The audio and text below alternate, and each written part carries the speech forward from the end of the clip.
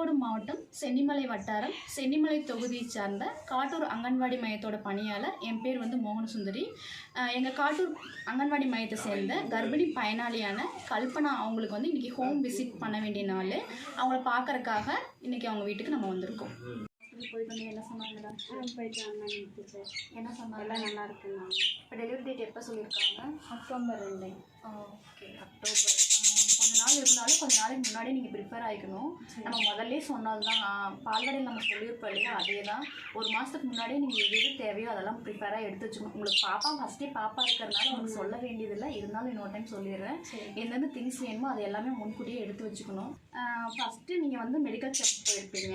போயிட்டு டாக்டர் வந்து உங்களுக்கு ப்ரெஷர் இருக்கா, இல்லை சுகர் இருக்கா, உப்பு சத்து இருக்கா, அந்த மாதிரிலாம் டெஸ்ட் பண்ணி பார்த்துருப்பாங்க.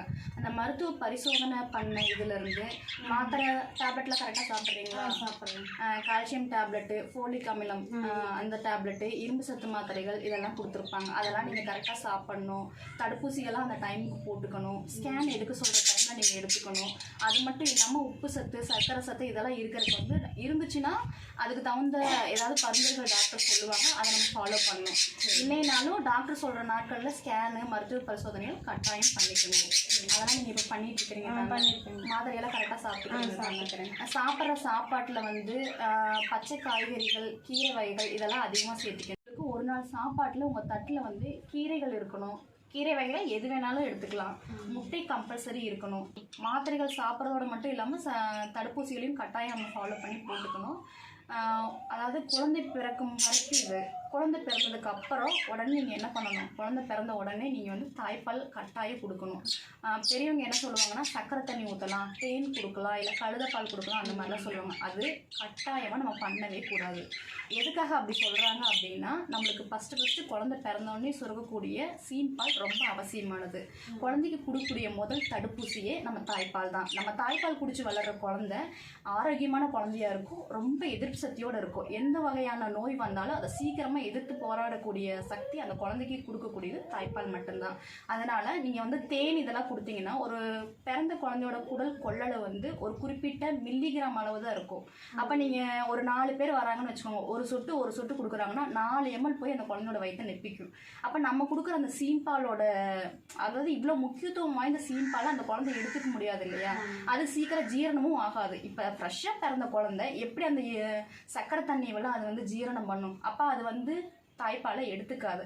அப்போ என்ன ஆகுதுன்னா, அதோட எதிர்ப்பு சக்தியை நம்மளே வந்து கம்மி பண்ணுறோம். அதாவது அதோட எதிர்ப்பு சக்திக்கு உண்டான இதை அது கொடுக்க நம்மளே மறுக்கிற மாதிரி. அதனால் வந்து கட்டாயம் நம்ம தாய்ப்பால் மட்டும்தான் கொடுக்கணும். நீங்கள் உங்கள் சொந்தக்காரங்க எல்லாருக்கிட்டையும் சொல்லி வச்சுருங்க, கண்டிப்பாக நான் வந்து சர்க்கரை கரைசல் என் குழந்தைக்கு கொடுக்க மாட்டேன், யாரும் கொடுக்காதீங்கன்னு சொல்லி வச்சுருங்க. குழந்தை நார்மல் டெலிவரியாக இருந்தால் 1/2 மணி நேரத்துக்குள்ளேயோ, இல்லை சிசேரியனாக இருந்தால் 1 மணி நேரத்துக்குள்ளேயோ கட்டாயம் குழந்தைக்கு தாய்ப்பால் கொடுக்கணும். அந்த தாய்ப்பால் கொடுக்கறனால என்னென்னா, அம்மா குழந்தைக்கு உண்டான பாச பிணைப்பு அதிகரிக்கும், நோய் எதிர்ப்பு சக்தி அதிகரிக்கும், விட்டமின் ஏ திரவம் அதில் நிறையா இருக்குது, நீர் சத்தும் அதில் இருக்குது. அதனால் குழந்தைக்கு கட்டாயம் நம்ம தாய்ப்பால் கொடுக்கறத உறுதி பண்ணிக்கணும். சளினா தாய்ப்பால் கொடுக்கலாமா?